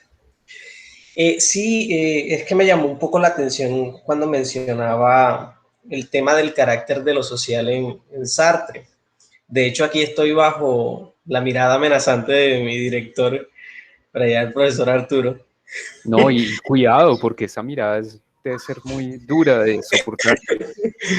Entonces, no, o sea, comentar que como tal en el ser y la nada, si bien Sartre trata de hacer, digamos, tiene, digamos, un enfoque totalmente distinto al de establecer un horizonte, en este caso social, vuelve la mirada, como ya se ha mencionado, al tema del nosotros, que va a aparecer como tal al final del análisis del ser para otro, que digamos está relacionado con todo este tema de la mirada.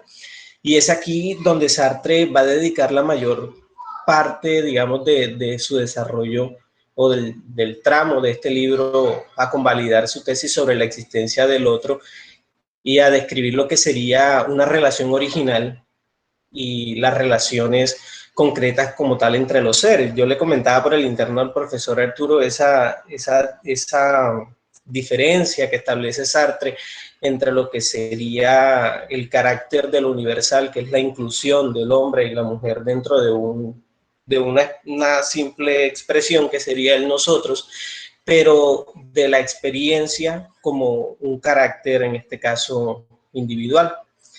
Y cómo, digamos, para el reconocerse o, digamos, analizando todo este tema de la investigación sobre el ser para otro, donde se deja de lado el caso del simple yo estoy frente al otro, o sea, digamos, ese juego de palabras que también va a utilizar Sartre para establecer lo que sería el reconocerse, y mi relación con el otro, en este caso, se empieza a ver como el fondo infinito de mi relación y su relación para con los otros.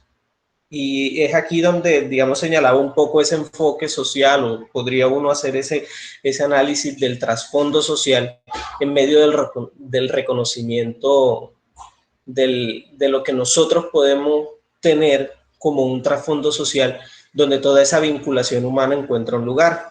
Digamos, puede leerse como un movimiento de apertura, en este caso hacia el mundo, o lo que uno puede, digamos, tener como solo lo que yo soy respecto del otro, o si no, también con los otros.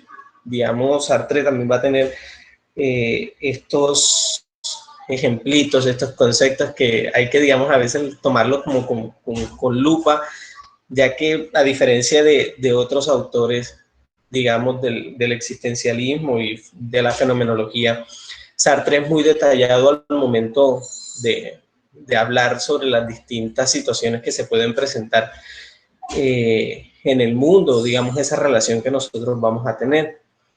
Y también hablaba y resaltaba un poco el lugar que uno puede, digamos, tener al momento de hablar sobre el privilegio que se puede establecer en este libro, sobre el carácter de lo social, sobre todo en lo que corresponde al ser, digamos, respecto del otro y el umbral, digamos, de lo social, ya que la experiencia de nosotros acerca, digamos, de la vida en común o el sentido, digamos, que uno le puede dar de este, puede presentarnos también una pregunta y, digamos, yo ahí, digamos, me centraba un poco y es qué implicaciones tiene en este caso la vivencia singular, donde se miden y compulsan el encuentro y el desencuentro como tal de los existentes. Digamos, hablábamos eso, o digamos, trataba de escuchar un poco sobre lo que ustedes conversaban sobre esto ahorita, para tener, digamos, una comprensión sobre lo que sería en este caso el mundo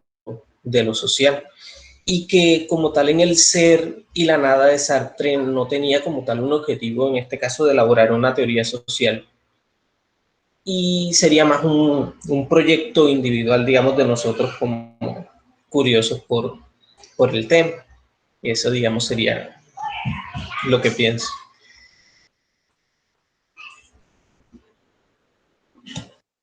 Daniel, muchísimas gracias. Yo quería de todas maneras subrayar que, frente a tu comentario, que hay aquí, digamos que al reconocer el carácter vinculante de la relación con el otro, del ser para el otro y del ser del otro para mí, hay aquí un reconocimiento del carácter siempre social del individuo. El individuo no nace aislado, sino que nace en relación con otros y esa relación es intrínseca y de hecho el saberse mirado por el otro implica, si bien digamos el énfasis está puesto en el saberse uno mismo, en uno mismo, digamos que si bien de alguna manera aquello que está en juego en la mirada del otro soy yo mismo, de todas maneras es claro que a partir de esta estructura, de este rebote de la mirada, lo que hay es justamente un ser en el mundo con otros. Y destaco ese aspecto porque en filosofía analítica hay un autor, yo no he leído esto con profundidad, pero he escuchado algunas conferencias al respecto.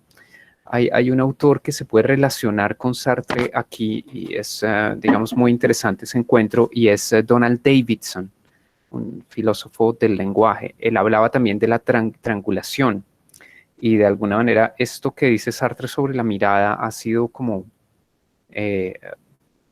confirmado y repetido y verificado por autores y también en el ámbito de las ciencias cognitivas no cartesianas se ha visto, digamos que efectivamente no solo sabemos de nosotros mismos, no solo vemos a los otros como diferentes de nosotros, sino que también nos vemos a nosotros mismos a través de la mirada de los otros, es decir, monitoreamos permanentemente también cómo el otro nos mira, o monitoreamos nuestro aparecer en el mundo social y compartido. Y entonces Donald Davidson habla de triangulación y ese tema de la triangulación en Donald Davidson ha sido puesto en relación también con lo del diálogo en Gadamer.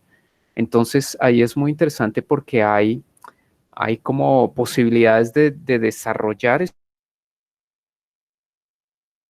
de filosofía analítica del lenguaje, Davidson y Gadamer por el lado hermenéutico. Y hay posibilidades de desarrollo ahí de estos tres autores que bien podrían apoyar los desarrollos sobre la cognición social,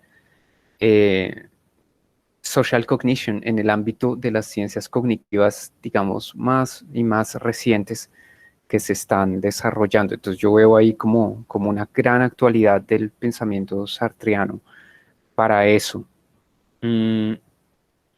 Bueno, dejo ahí porque tengo otro comentario, pero prefiero hacerlo en otro momento.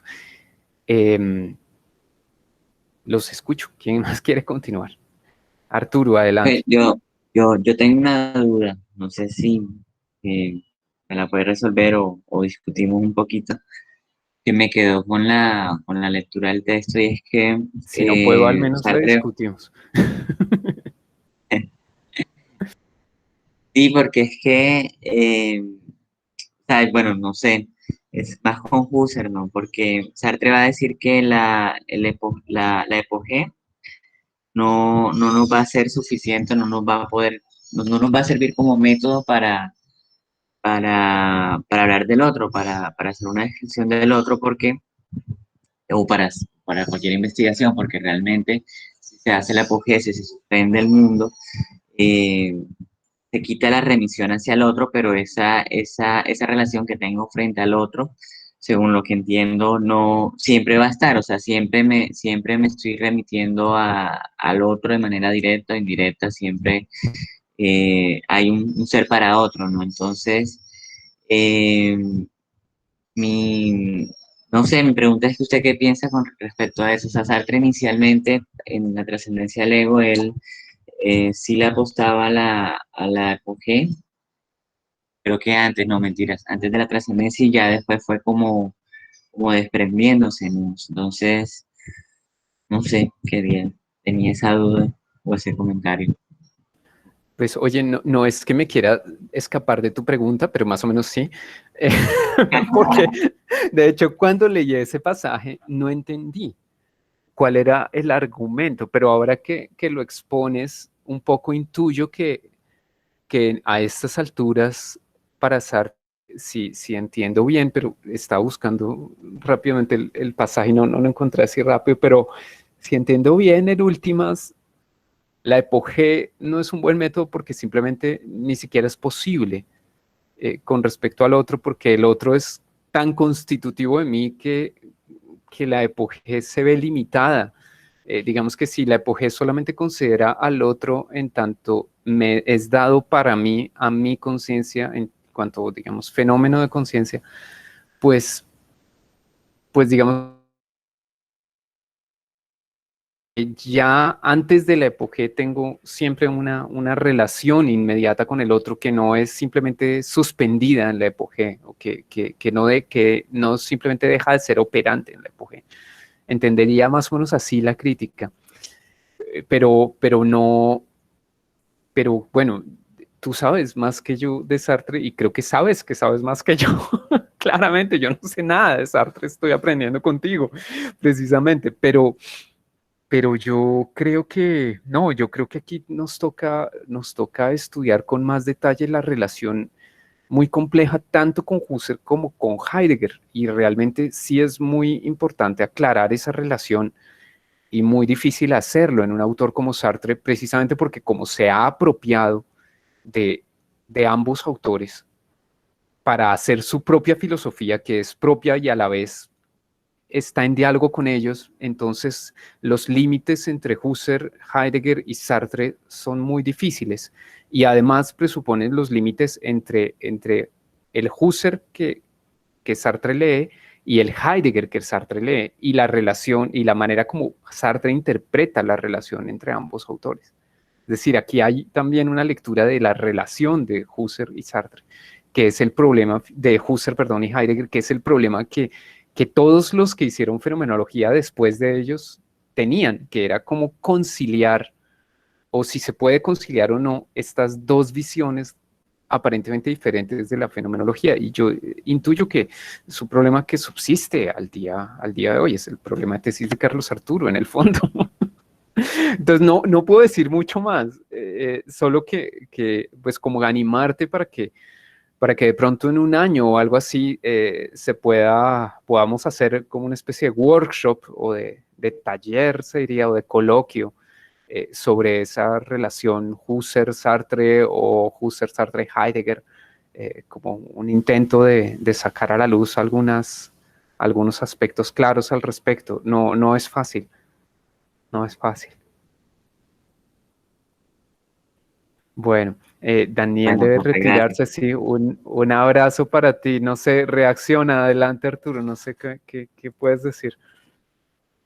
No, sí, es que o sea, cuando me gustó mucho su primer comentario porque hablaba que Sartre traía mucho a colación a Heidegger, pero en este capítulo solo lo mencionó una sola vez, o sea, de manera explícita, solamente dijo Heidegger y para referirse a algo que no tenía que ver mucho con Heidegger, pero claro, yo entiendo que en el mismo desarrollo está la discusión que a unos ojos de un heideggeriano lo saca más rápido, pero yo todavía tengo como esa dificultad para saber hacer toda esa diferenciación. No, bueno, esto sí es Heidegger, esto es Sartre siendo creativo con Heidegger, con Husserl, y aparecían términos que me dejaban con dudas que, claro, son dudas que tengo que ir desarrollando y ir anotando porque cada vez aparecen más.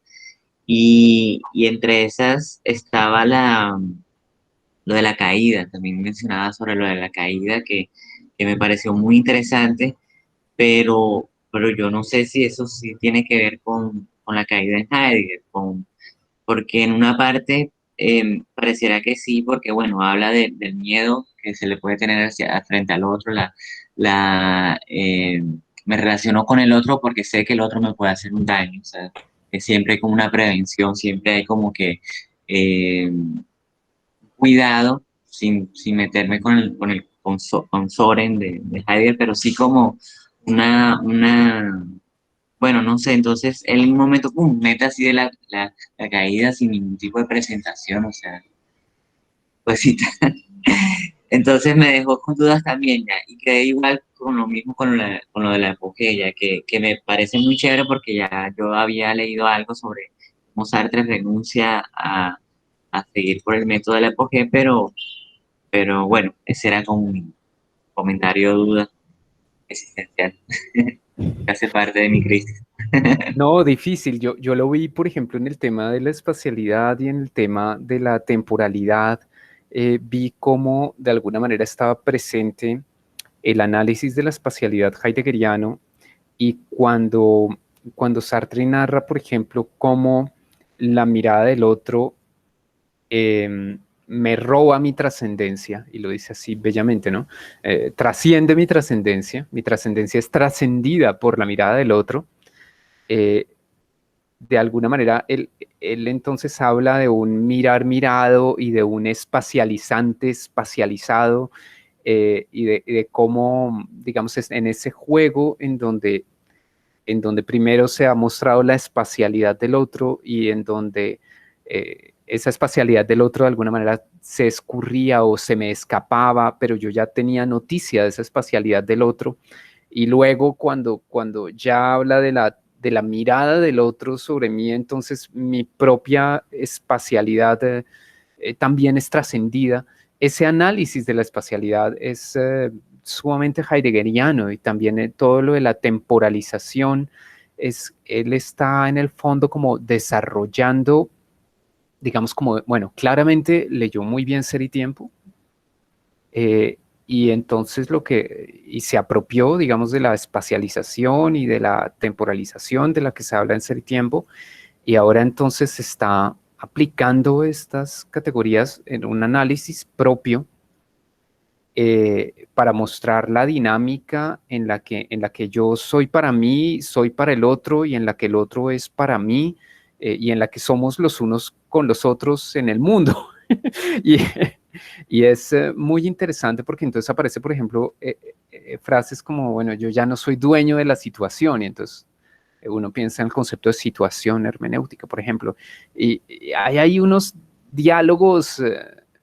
Uno siente que hay una especie como de, no solo de apropiación de Heidegger, sino también de un diálogo implícito con Heidegger, en donde le quiere mostrar cosas, y yo creo que de hecho, pues dice más cosas de las que Heidegger llegó a decir, y en ese sentido uno tiene una dificultad para decir, bueno, esto es un análisis heideggeriano, pero qué tan heideggeriano es o qué tan sartreano es. Ese es el trabajo difícil que creo que es a ti el que te toca, pero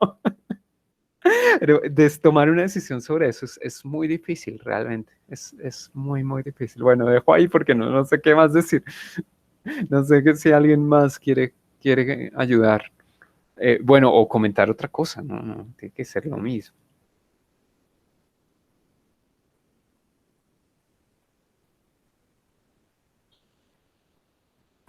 Yo creo que, digamos, aquí algo más por decir algo, digamos. Adelante, Luis Fernando, sálvanos del silencio. No, y pues ya lo había mencionado algo tú, Andrés, acerca de los idiomas también, digamos, tanto en el castellano, lengua castellana o en el inglés. Una cosa es observar, otra cosa es mirar, otra cosa es detallar. En inglés también está el see, el watch y el look también.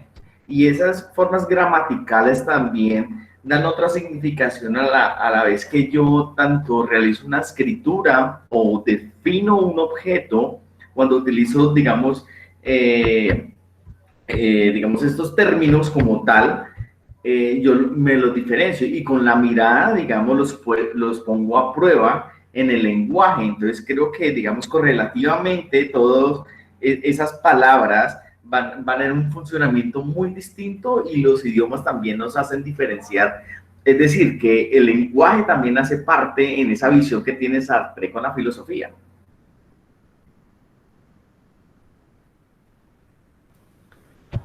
Gracias, Luis Fernando. Muchas gracias. Estaba pensando, estaba acordándome, ahora que mencionaste lo de las lenguas, de Edison, de la decepción profunda que sintió cuando encontró ese pasaje en donde se dice que solo se puede pensar en griego o en alemán.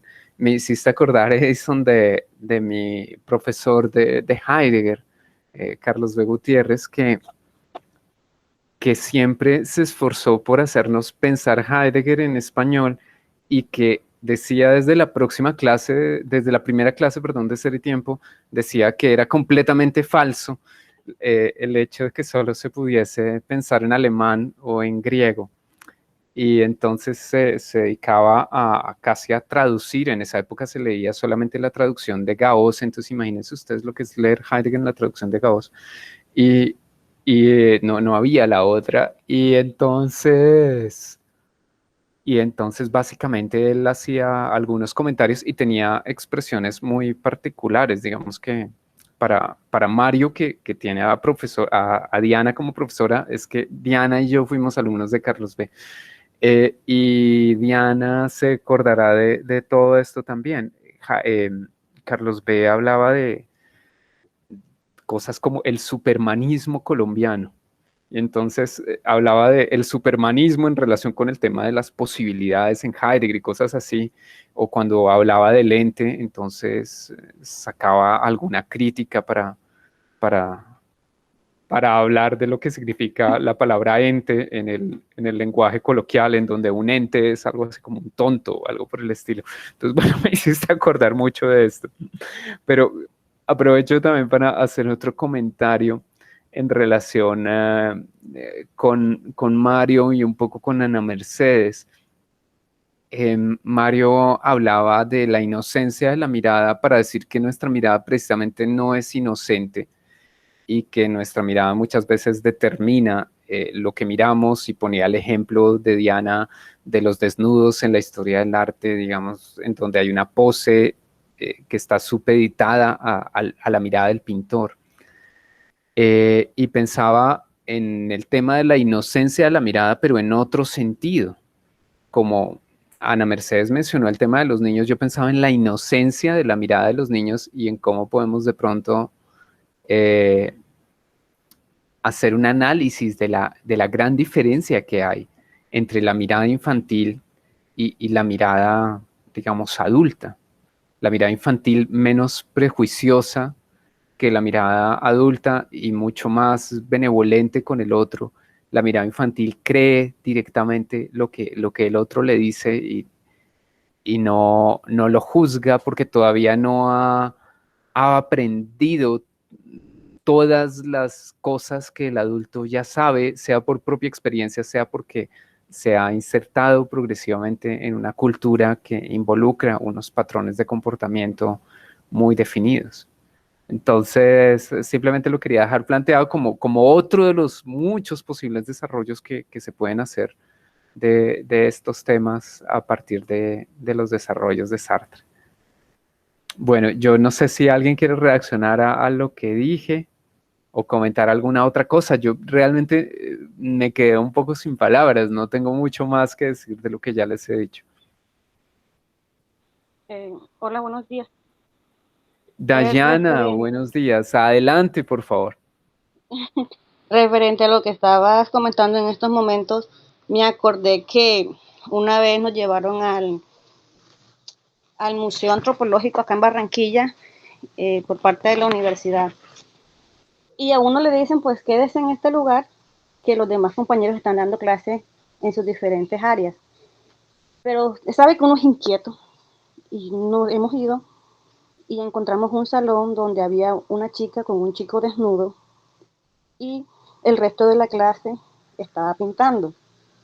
La puerta estaba abierta, pues ellos estaban en su clase y yo entré y miré y yo sentí una vergüenza horrible.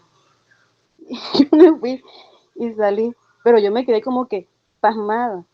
Y sale el profesor y me pregunta, ¿usted es estudiante? Y yo le dije, sí. ¿Usted trabaja aquí en artes plásticas? Y le dije, no, profesor, yo soy de filosofía. Y me dijo él, para ser de filosofía es extraño que tú sientas vergüenza. No eres una niña, no, o sea, no es para que estés así como que asustada. Tienes que tener la visión del artista, enfrentarte al mundo que hay fuera de ti. Y yo me quedé como que pensando y yo, ¿cómo va a ser posible que uno pueda estar ahí desnudo frente a todo el mundo, todos viéndolo, todos detallándote para plasmarte en ese cuadro? Me acordé en ese momento de ahora que dice usted sobre la mirada y sobre la vergüenza ahí mismo. Dayana, pero no me quedó totalmente claro si la vergüenza que sentiste fue vergüenza propia o vergüenza ajena.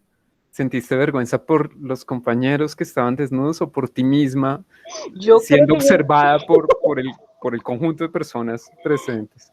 Yo creo que sentí vergüenza de mí misma de entrar, primero a interrumpir y segundo de verlos a ellos ahí. O sea, yo sentí vergüenza de mí misma, no sentí vergüenza de ellos, sino que era como que la primera vez que yo veía ese plano. O sea, yo nunca había visto algo así. Sí, es curioso porque finalmente tú entraste a mirar, pero resultaste mirada y, y la vergüenza parece en tu descripción que fue vergüenza propia. Entonces,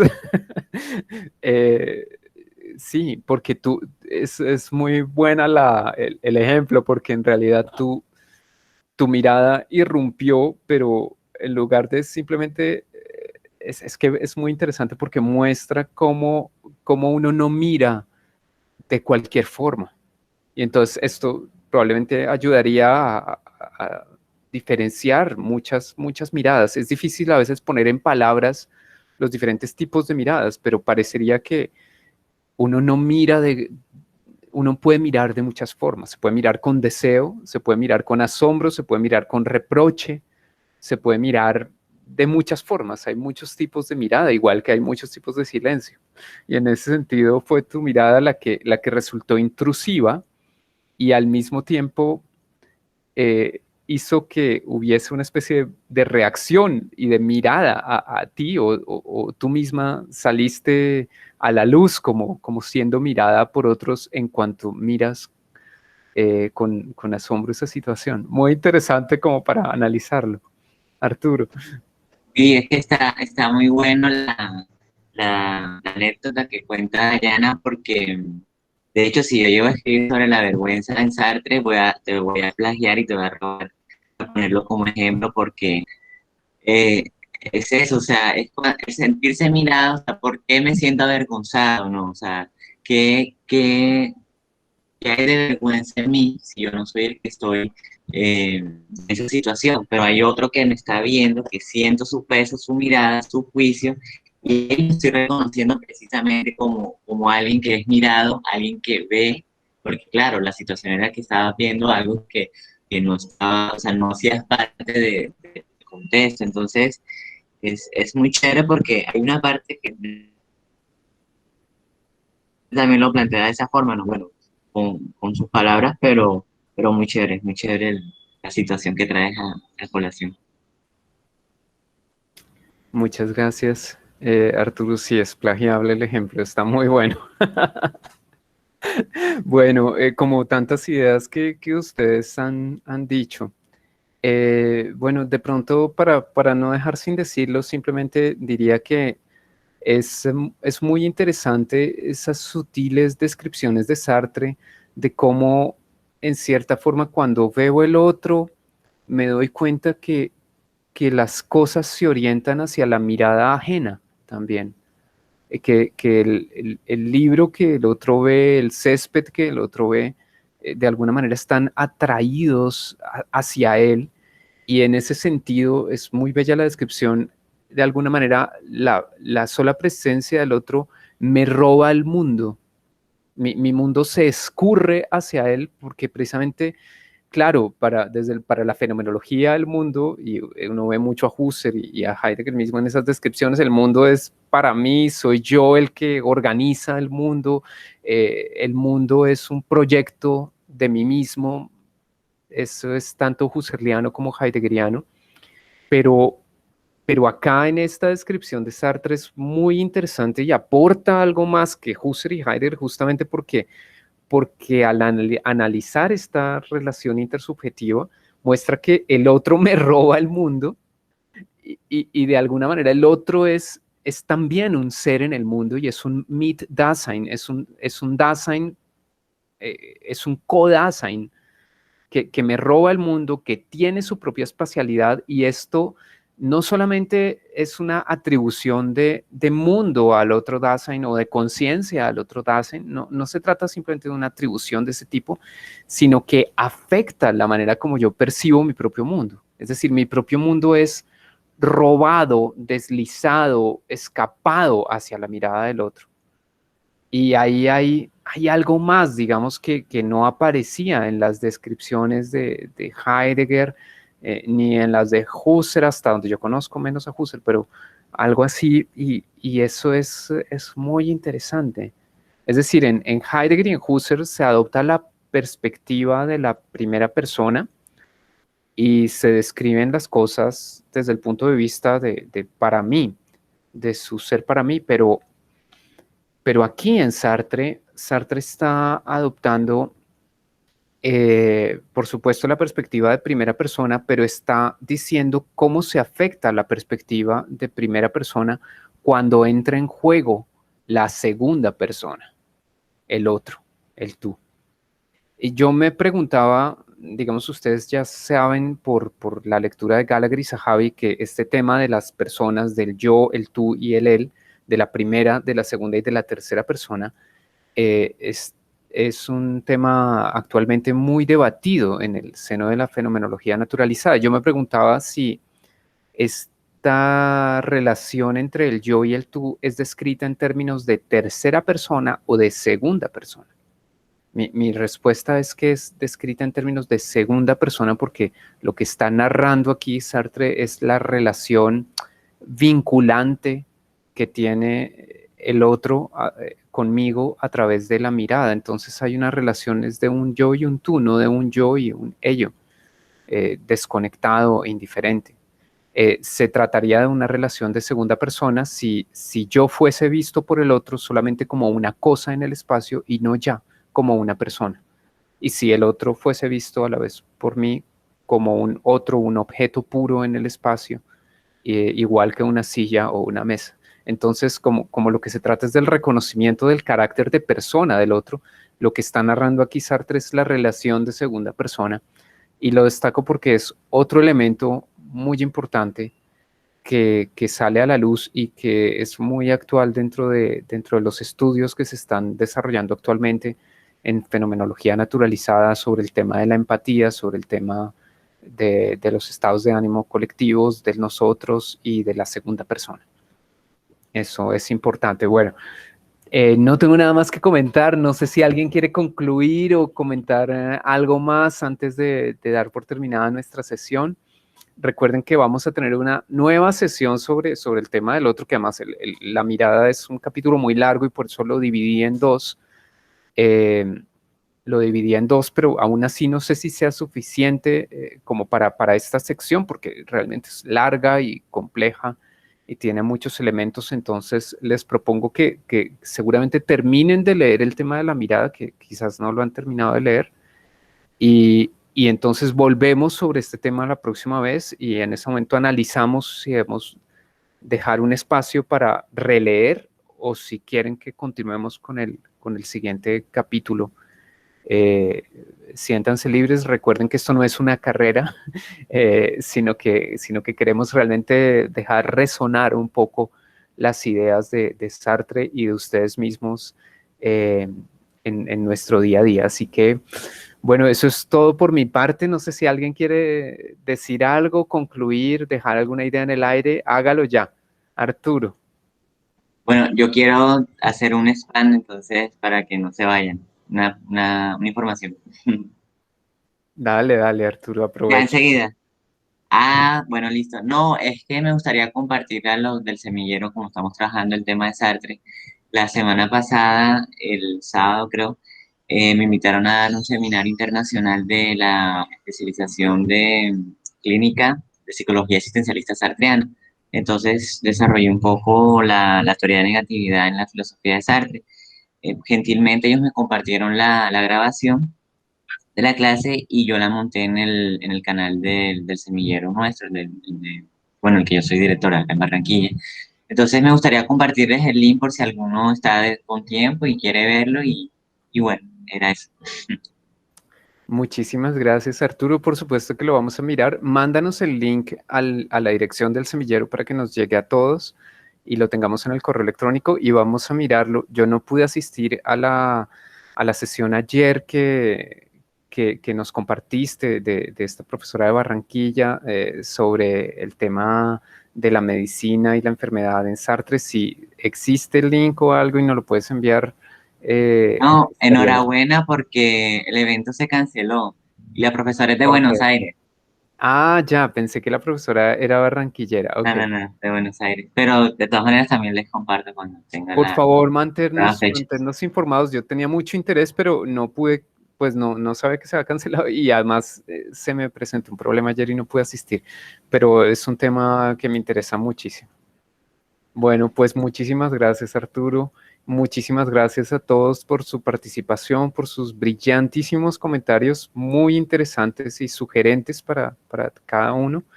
Y para mí especialmente que me beneficio de ustedes.